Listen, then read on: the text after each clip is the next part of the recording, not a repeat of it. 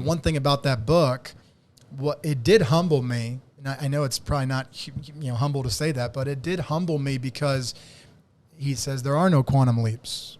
There's only 1% better every day. So the identity shift for me was, okay, stop looking for the big thing that can happen that I can, well, it's someday will come. It'll happen to me one day. One day we'll get there. Maybe, but if you're not doing these little disciplines, this little discipline of 1%, you might not even see that opportunity because you're not going to make it to work on time and you're going to get fired. Or you might not, you might not be able to make the extra dial that might have been that one that puts you over the top in sales, whatever the case is. Yeah. So that was a big shift for me, going from, okay, let's look for that one big break to, okay, instead of that, let's just focus every day on getting better and making myself better, and then the opportunity will come. How about that? Fast forward, everything you just said is incredible, but then also there's this moment at our leadership summit that we have every year. To give context, I think you're 3 or 4 years in at this point, where you've transitioned from I don't know insurance to a service role to a sales role, but you're still not crushing it in sales. You're not the top producer yet. And Rod does his sales training like he does most years and always lights it up. And tell me about that story, because I think that was an interesting day of decision as well, when you're talking about how you got in, but then there was also like, no, I don't want to just participate. Something just spoke to me about his training, and I want to be the top producer and stop pretending. Yeah. Do you remember that?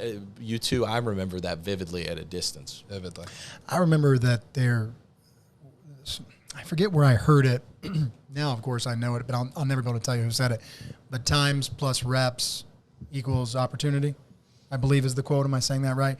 And so nothing happens overnight. Now we've already established that. So now you get 3 or 4 years down the line.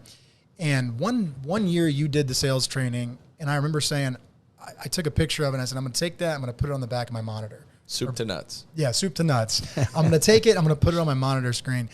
And I just made that decision at the summit, at our leadership summit that year.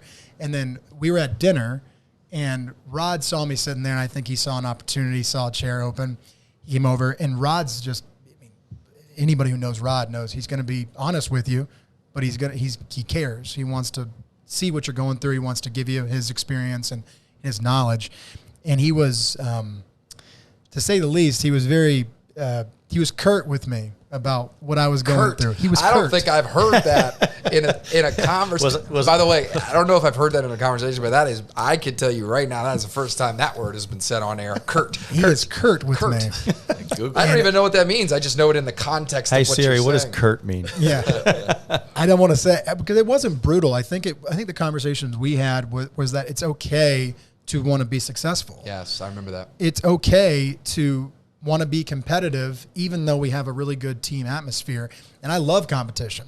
But at the time, I was only competing. It wasn't, at the time, it was Matt, you, and I that we were all kind of competing with in terms of sales.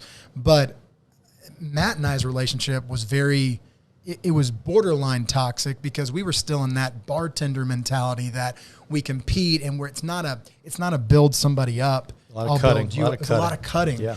And what you had talked about with me was that, you're not going to be the next Matt Ekberg. Same, I think about with acting now. You're not going to be the next Tom Hanks. Just be Tori Scarborough. And so having that freedom to say, okay, what does that look like? Now you get to create it, as opposed to trying to copy somebody else in the office that you can't do what they do. But what do I do well? So I think that conversation with Rod, more than anything, gave me the freedom to develop whatever my style was and what I wanted to do.